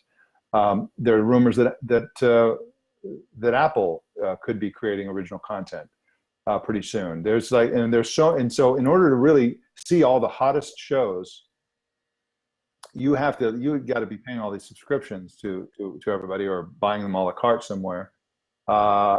It's really a large number. And then there are reports coming out this week or last week that the YouTube Red is going to be turned into an aggregator, essentially a cable company, where you can watch mainstream shows, as well as, not mainstream, not all of them, but like, they're working on deals to get certain shows on there to essentially become like Hulu or something like that, in addition to everything else. And That of course, was you also get music and all that stuff. So Google actually might have kind of a solution to all of this. They have you can imagine a family plan to YouTube Red that gives you a whole bunch of shows, everything on YouTube, all the original content that's only available to YouTube Red people, plus the music service. I just saw a post the other day where Google Play, that's their music service, right? It's their everything. Google Play Store is like their apps, music, everything, content, books, whatever. Whatever their music service is. Yeah. Oh, Google Play Music. Yeah. Mm-hmm. Yeah. Has the YouTube Red subscription included with their new family plan.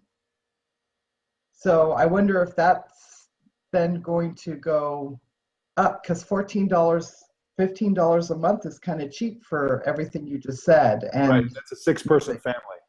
Yeah. But they're not going to have everything. You're going to want. They're not going to make money.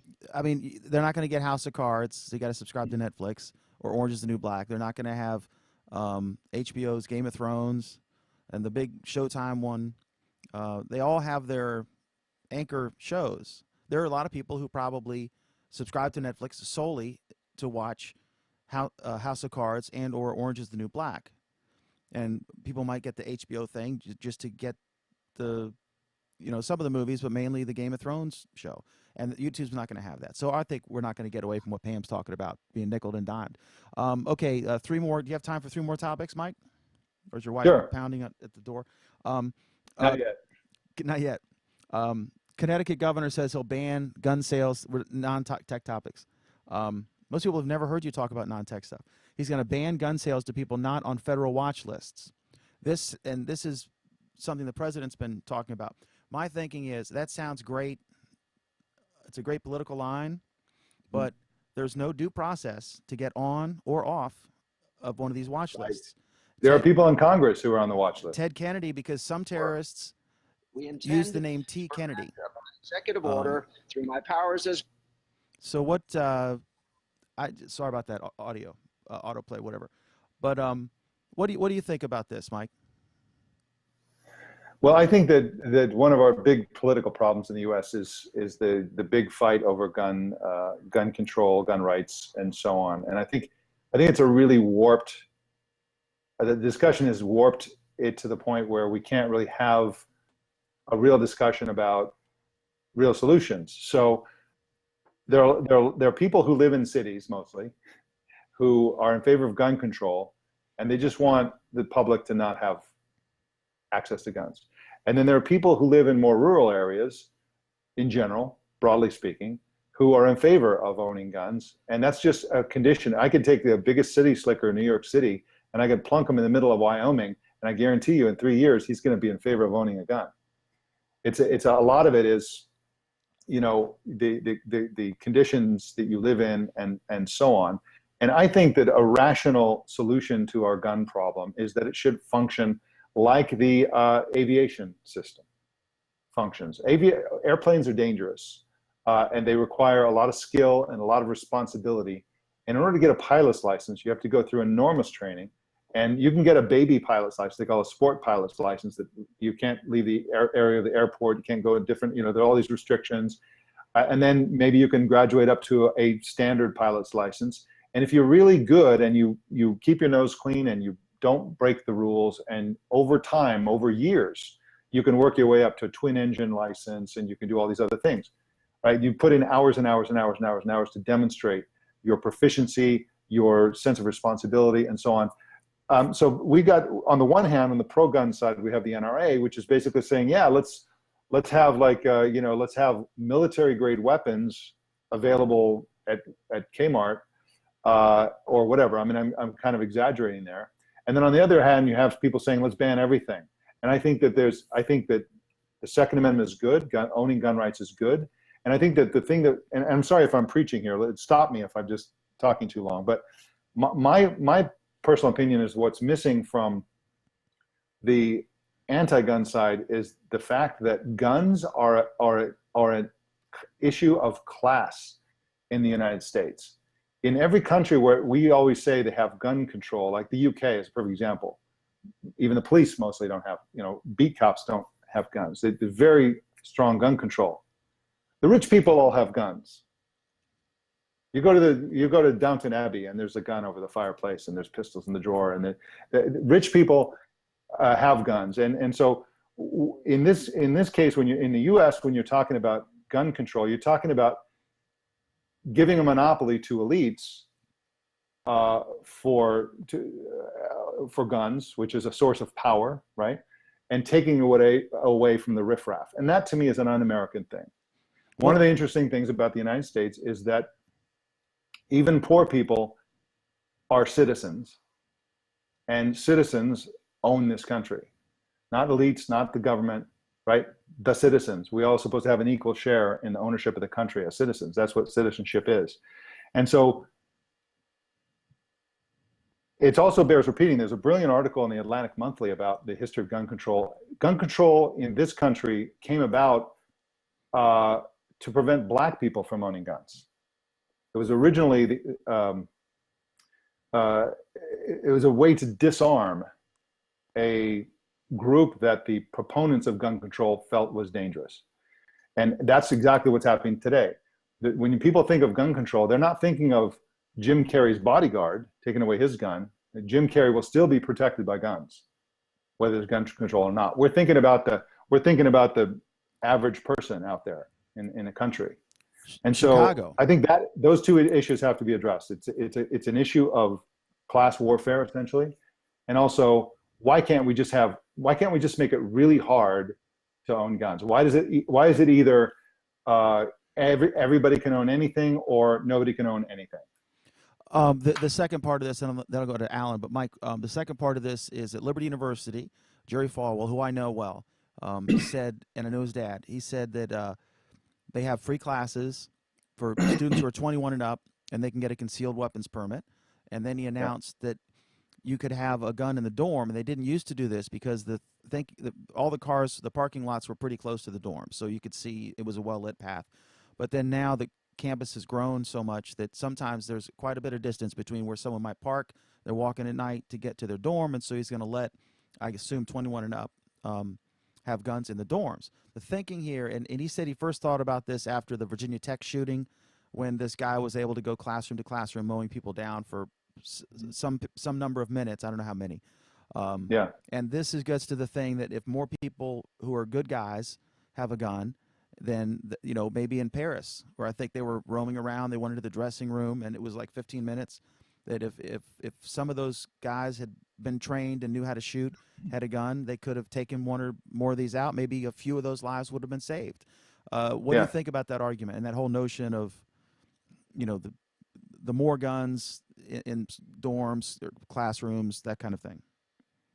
I don't care about the idea of getting more guns in an area as a source of protection. I think it's a rights issue. If an individual wants to own a gun, they should be able to if they're a law-abiding citizen and demonstrated safety. I also don't like the idea that if you have gun, let's say you have super strict gun control, if only we could enact super strict gun control, we wouldn't have a Virginia Tech type of shooter situation. We wouldn't have a San Bernardino County type of situation. And that's completely false. Guns, there's more than a 1-to-1 ratio of guns to people in the U.S. There's more than 300 million guns in the U.S., and they continue to function flawlessly for centuries. So if we had perfect gun control tomorrow, there would still be 300 million guns, and the criminals and sadists and crazy people would easily, always, for generations, be able to get their hands on guns. So That's my view on that. But in terms of like, guns in dorms, I don't think it's necessarily a question of just having a little classes. I think that I think that the rational thing to do, I actually think a college student, an 18-year-old, is too young to have gone through all the training that's necessary to actually carry a loaded gun. I think it should take years to get to the point where you have a concealed carry permit. I don't think counties should be able to deny it to people who have gone through arduous training, and never committed a crime, and done serious hoops to get to that point. But I just like to see people be better armed the older they get. Maybe it's because I'm an old guy, but I think that I think maybe a college student who's been working at it for 5 years might be able to get a 22 or something like that, which would be useless in a shooter situation. But again, nobody's having this conversation. Quickly, Alan and Pam, thoughts on this quickly, please? Yeah. Okay. My quick thought on this is your argument about the fly watch list is an interesting one, but your answer is completely wrong as usual. Okay. Lots and lots and lots of people have been saying since day one that program was announced that the watch list itself was unconstitutional because it didn't have due process. Okay? Fix that first, and then maybe we can talk about what else you want to do with this list. Yeah, I agree. I would agree with if they can fix that, then what they're saying makes sense, potentially. Pam, anything on this?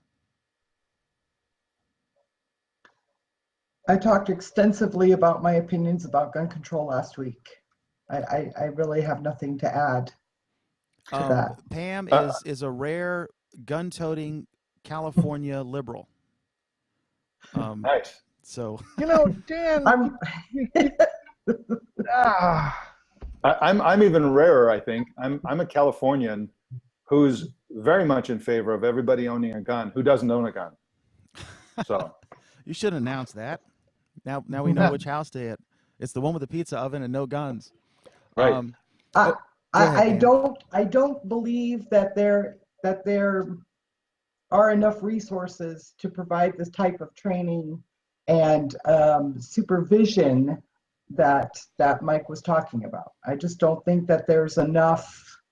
We can't even keep restaurants from making people sick. The USDA doesn't have enough people.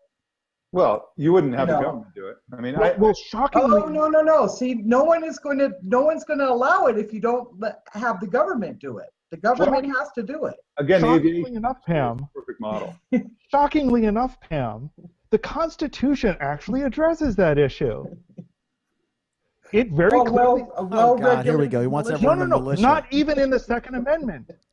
In the Constitution itself, it makes it perfectly clear that that Congress shall clearly set the rules governing militias, and then the states are responsible for carrying that out. Well, the state of California doesn't have the resources either. Look, that's your problem. Okay, so now that I don't think it's a resource issue. I mean, you can buy a very deadly weapon for under $100. I think guns are also really cheap. I think they need to be more special. If we're going to have a gun culture, let's have an informed, a very well informed gun culture. I belong to a when I was taking flying lessons. I don't disagree with you. Yeah, I don't. But I just don't think we have the money but you do disagree with me, because I think we do have the money. When I was taking flying lessons, I joined a flying club that was attached to a local airport. That wasn't a government thing. The instructors were paid. I paid the instructor directly. I paid dues, which enabled me to rent the airplane. Aviation is monstrously expensive, and yet at my little airport, there were people there from Japan, from all over the world, because the U.S. has this great system for affordably providing instruction for something that's very expensive. You need a lot of space for an airport in cities. You need, airplanes are expensive. The maintenance on them is expensive and has to be done well, or people die. And so I think we absolutely can do it. I think the idea that you go to a gun show and you buy a handgun and stuff like that well, it's nice if you're a law-abiding citizen, which most gun owners are, but I think it has to be much bigger deal than that, because in fact they are dangerous. No, and I think the analogy towards maintenance of airplanes is a good one, because it's not just, the maintenance needs to be done. It's that the maintenance needs to be done and incredibly well documented. Yeah, exactly. I mean, it's at the level for many of these things that if you replace a part, you need to document that part. You need to you need to clearly know what the serial number for that part is. You need to clearly identify which plane it's gone into. You need to clearly record the number of hours that particular part has flown. And all of that is dictated by the FAA, which is a federal agency, and there are not 300 million plane owners in the United States that inspectors have to go around and check up on. Yeah, but the FAA they don't pay for it all. I mean, the expensive part of the training and all that stuff, that's all done privately. I mean, it's the FAA just sets the ruls and that's it.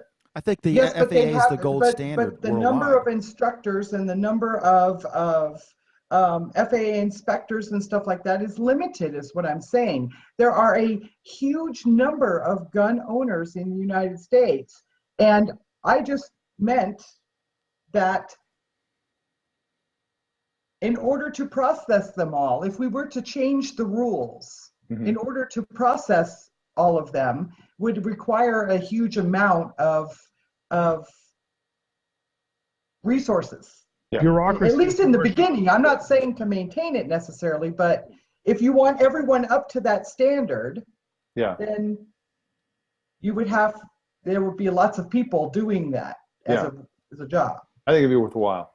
Okay, And, so No, I don't disagree with you. Hey, I'll go and qualify on all 6 of my guns. it invents a lot of careers for people too.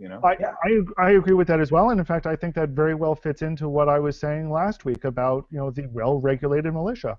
Mike has clearly set forth one possible definition for what well-regulated can mean. Yeah.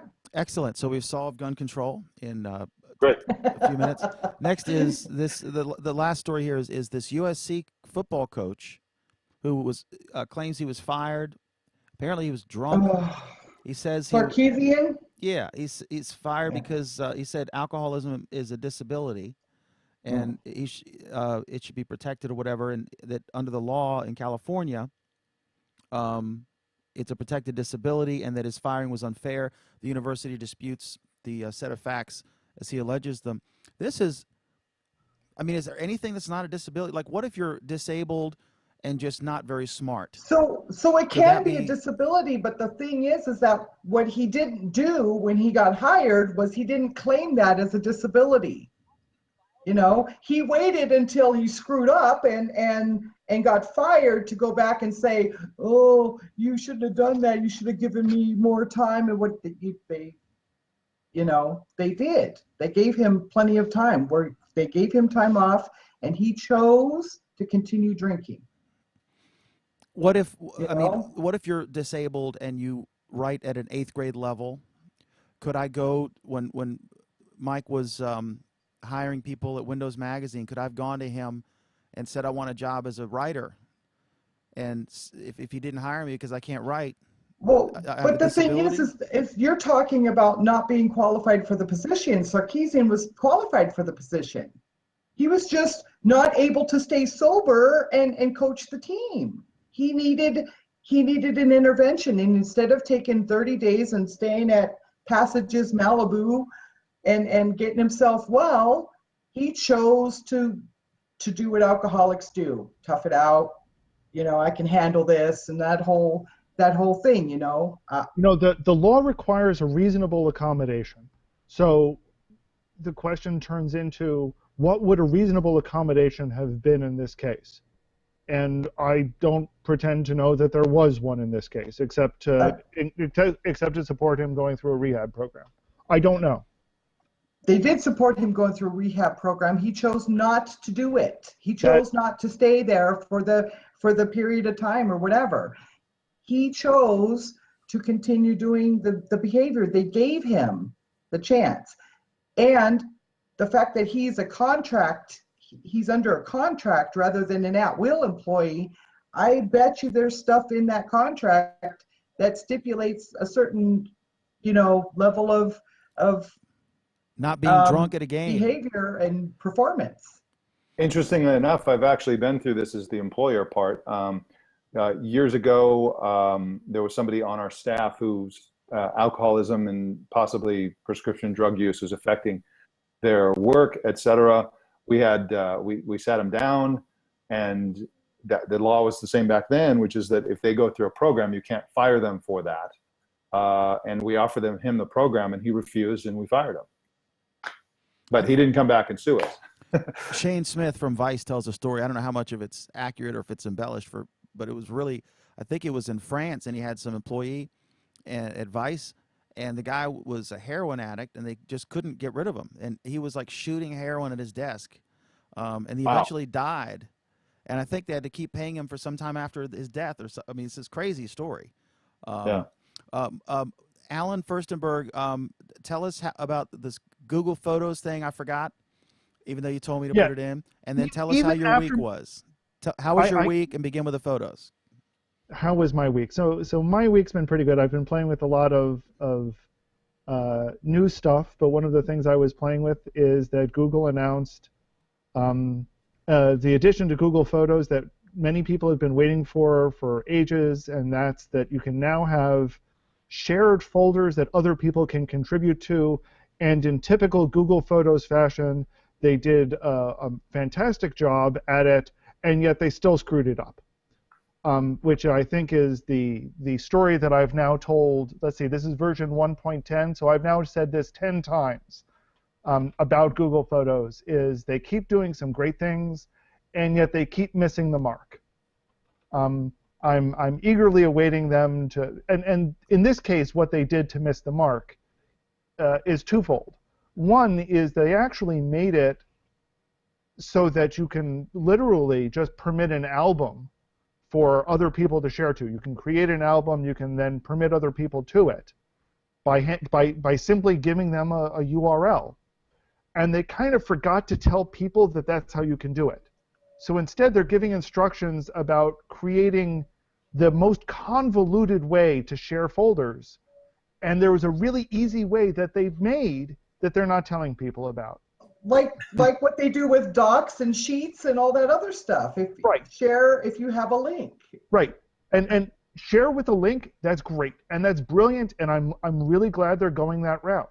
The problem is the solution that they're telling people about this is select the photos and then share it, and instead of actually sharing it, click on the link that says create shared album and share, and that will come up with something nice and convoluted, when the simple solution I saw that today. Yeah. And the simple solution is you put it in an album, which everybody already knows how to do, and you click on the three dots, and you click on where it says share this. It's really simple, and they forgot to tell people this. So that was mistake one. Mistake two is that it's, well, what's the best way to put this? When you share that link that you share, everybody who has the link can put stuff into the folder, and that's fine. So what if you would like a folder that not everybody can put stuff in? Tough. You either have the choice that either everybody can put stuff in it, or only you can put stuff in it. You cannot have one link that does one thing and another link that does the same thing against the same folder. So you can't have a small circle of people that can put folders in and another circle of people that can watch it. Not possible. Maybe if they integrated it with Google Plus, they could do that. Maybe if they integrated it with Google Drive, they could do that. It's How was this your whole week? integration thing. They just don't get it. How was your week, Alan? My week was good. Excellent. Pam Adger, how was your week? Uneventful. This is going spectacularly. Okay, this is going to be good. Mike Elgen, how was your week? My week was fantastic. And the reason it was fantastic is for the first time in 2 years, I don't have to get up at 4 o'clock in the morning and crank for the next 6 hours and then do a show that's exhausting. And I have so much more free time that I can really spend some more time with Google Plus and with doing a lot more research and stuff. So my week has been just great. Now you can ferment a little bit. Exactly. My week was great. I loved the next week. I got to put the paper out, so that'll be hectic. But I loved the orangutan video with the guy doing the magic trick. If you haven't seen it, it will make you happy. Just Google orangutan; it'll probably come up. Magic trick. It's a wonderful little video, and it's just so cute. Those little guys are so awesome and smart. It was great having Mike on, Mike Elgen again. Thanks for having me on. And he is at Elgen.com or MikeElgen.com? You can go to elgen.com. That'll do it. Or find me on Google Plus Mike Elgen. Okay. And it's ELGAN, but anybody watching this show knows that. Yeah. Anyway, thank you all for watching. We appreciate it. We're here every Friday. McDermott Report is Fridays at 8:30 p.m. Eastern Time, 5:30 p.m. Pacific. That's 8:30 p.m. Eastern, 5:30 p.m. Pacific Time. Until then, have a wonderful week. We'll see you Friday.